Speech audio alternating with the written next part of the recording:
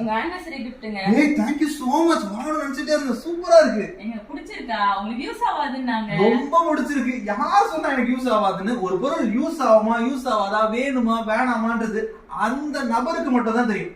இன்னும் ஒரே ஒருத்தருக்கு தான் தெரியும். யார் தெரியுமா? நம்ம கர்த்தருக்கு இயேசு கிறிஸ்துவுக்கு.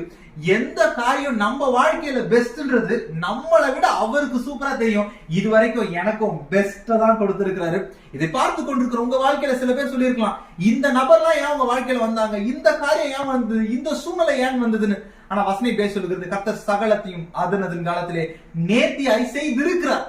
ஏற்கனவே நமக்காக எல்லாத்தையும் திட்டம் பண்ணி அழகாய் பெஸ்டா கொண்டு வந்திருக்கிறாரு. ஒரு நாள் சோர்ந்து போகாதீங்க. இனிமேலும் பெஸ்ட் தான் உங்களுக்கு செய்வார்.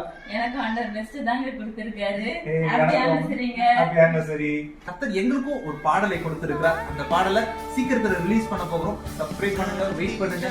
God bless you.